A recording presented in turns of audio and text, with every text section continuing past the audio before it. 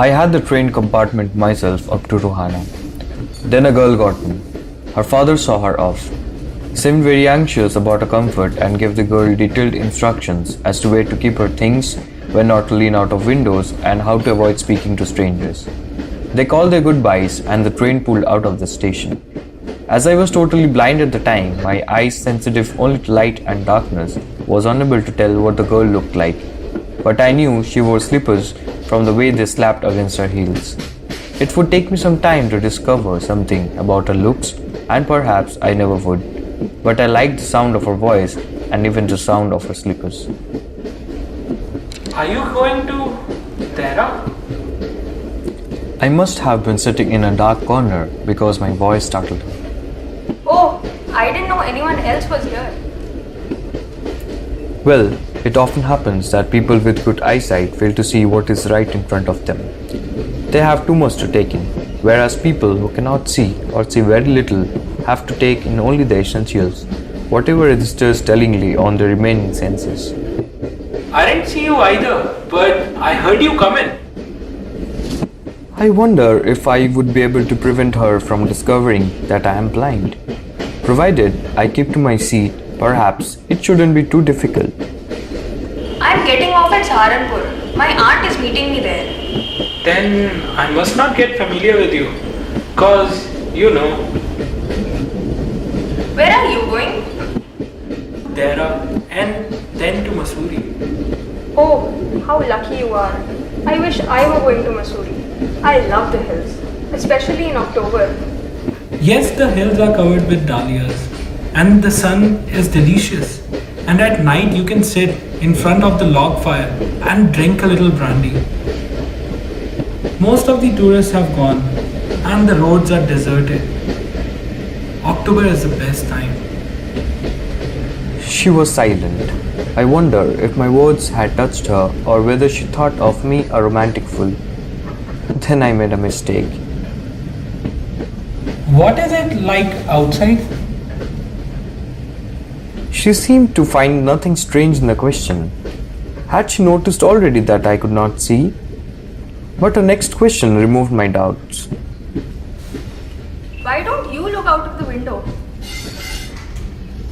I moved easily along the berth and felt for the window ledge. The window was open and I faced it, making a pretense of studying the landscape. I heard the panting of the engine, the rumble of the wheels, and in my mind's eye could see telegraph posts flashing by. Have you noticed that the tree seems to be moving while we seem to be standing still? That always happens. Do you see any animals? No. I knew that there were hardly any animals left in the forests near Dera. I turned from the window and faced the girl, and for a while we sat in silence. You have an interesting face. It's nice to be told that I have an interesting face. I'm tired of people telling me I have a pretty face. I was being quite daring, but it was a safe remark. Few girls can resist flattery. She laughed pleasantly, a clear ringing laugh. Oh, so you do have a pretty face. Well, an interesting face can also be pretty. You are a very gallant young man. But why are you so serious? I thought I would try to laugh for her, but the thought of laughter only made me feel troubled and lonely. Well, we'll be at your station soon. Thank goodness it's a short journey. I can't bear to sit in a train for more than 2 or 3 hours. Goodbye. Yet I was prepared to sit there for almost any length of time, just to listen to her talking. Her voice had the sparkle of a mountain stream.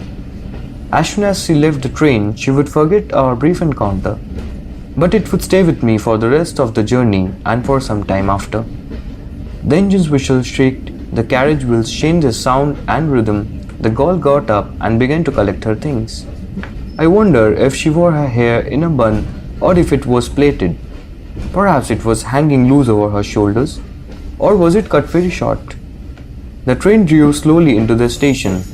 Outside there was shouting of porters and vendors and a high-pitched female voice near the carriage door. That voice must have belonged to the girl's aunt. She was standing very close to me, so close that the perfume from her hair was tantalizing.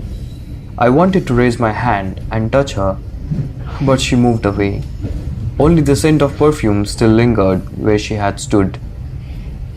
There was some confusion in the doorway. A man getting into the compartment stammered an apology. Then the door banged and the world was shut out again. He returned to my berth. The guard blew his whistle and we moved off. Once again I had a game to play and a new fellow traveler. The train gathered speed, the wheels took up the song, and the carriage groaned and shook. He found the window and sat in front of it, staring into the daylight that was darkness for him. So many things were happening outside the window. It could be a fascinating game guessing what went on out there. The man who had entered the compartment broke into my reverie. You must be disappointed. I am not really as attractive travel companion as the one just left. She was an interesting girl. Did she keep her hair short or long? I don't remember. It was her eyes that I noticed, not her hair. She had beautiful eyes, but they were of no use to her. She was blind. Didn't you notice?